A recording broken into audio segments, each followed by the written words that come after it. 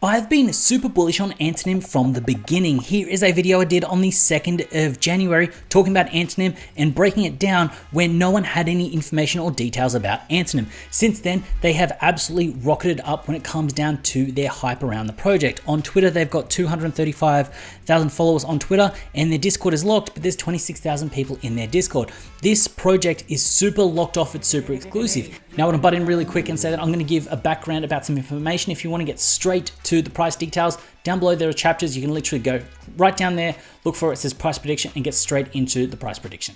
And the reason that it's exclusive is the fact that everyone on the whitelist has been interviewed. The idea that these people are sort of sent the presentation, they're walked through it by the founders, which then lets you kind of internalize and believe the roadmap, which then means that it kind of develops a different kind of holder. And I believe that Antonym was one of the reasons that we kicked off this locked Discord meta, where the fact that groups are kind of grown behind closed doors to kind of actually cultivate a really good community. Now, I want to jump in and do my price prediction on Antonym. The fact that Antonym is launching within the next 24 hours and a few hours after this video will be released. Now, this is just a bit of fun. You need to do your own research. Don't take this as financial advice.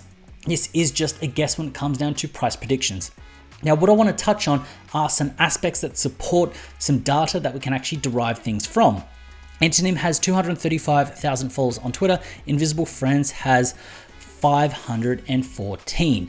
Now, when it comes down to the supply, Antonym is 8,888, so 8,800 are going to be sort of sold, 88 hold for marketing purposes, and with Invisible Friends, there was 5,000. And then when it comes down to minting, this is interesting. They're doing the sort of whitelist sale at 4,400, then the public sale at 4,400, and they are doing a Dutch auction. Now, the way that they're doing the Dutch auction is 20% above the floor. So what this means is that the pre-sale and the OG list, so essentially they're going to be determining what the Dutch auction will be starting at. And the concept is the fact that with the Dutch auction being at 20% above the floor, it'll be cheaper for people to buy off the floor than to buy on the Dutch auction, which should then meet in the middle when the Dutch auction does reduce and people kind of eat up that floor, and then we hit that happy medium.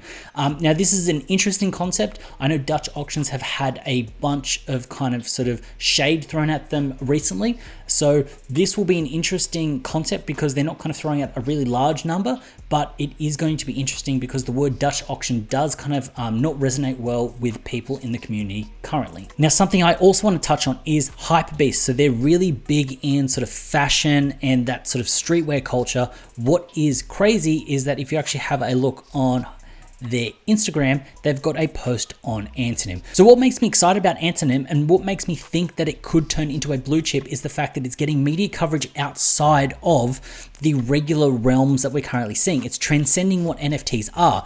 And the idea that they're actually bringing in this phygital aspect. So the idea that you can actually sort of, you buy an Antonym, but then you're actually going to be able to receive some of these physical items, physical toys are amazing. It just shows you that they're kind of thinking about this in a way to kind of actually build a brand and not just sell out an NFT.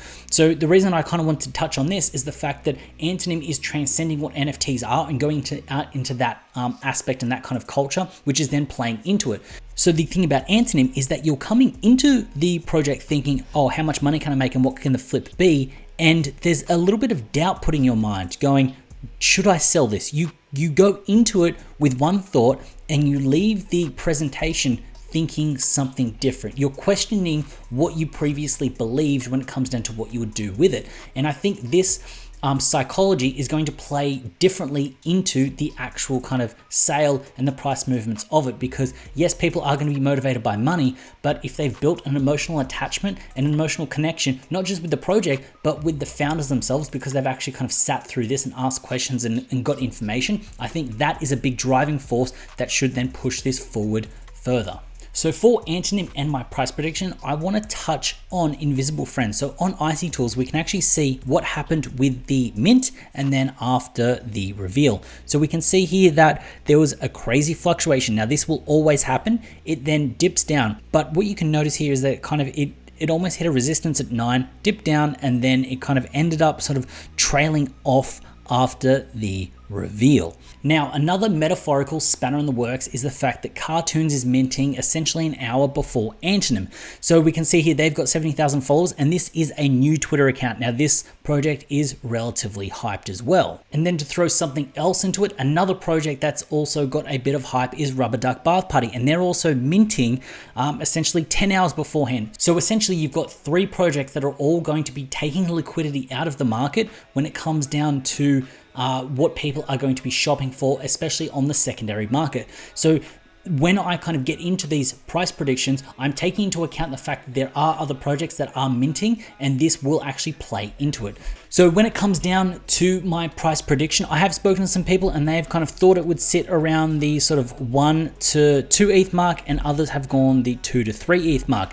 Now, when I draw this out, what I'm going to be doing is taking into account the pre-sale and then also the Dutch auction. So this is quite ambitious, but I think we will see it kind of run from the 2. It'll run up very high to the 3, might even touch a 4, straight back down very fast, kind of bounce around the 2. What it'll then do is I think it'll sit around this maybe 2 to 2.5 ETH mark. We will then hit the public sale at this point, which is a Dutch auction. I think that will sell out very fast. We will then see a very fast run up to around a 4 again when the FOMO kicks in. What will then happen is we'll come back down maybe the 2, then around the 2.5, and then I feel like it'll start to taper off.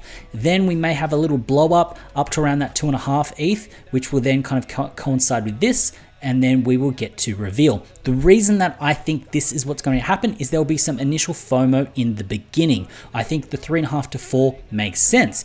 It'll then run back down. I don't think it will go too much under a 2, so it might hit a 1.5, but what I think will happen is the community will realize that the Dutch auction will actually be 20% above the mint, so it makes sense to then list everything slightly higher, because you know that whatever you listed at will get eaten when we get to the Dutch auction. So what will then happen is we will then repeat this whole cycle again, but here. So we'll then see another run up, then down, then we'll sign this peak. Now, the reason that I feel like we will then be in a downturn here is because we're going to have the Cartoons reveal. We're going to be having the Rubber Duck Bath Party reveal. We're going to be having some projects that people are excited about, those reveals. They will be taking liquidity out of the market when it comes down to secondary sales, and that'll kind of also play in with what Antonym's doing with their secondary sales.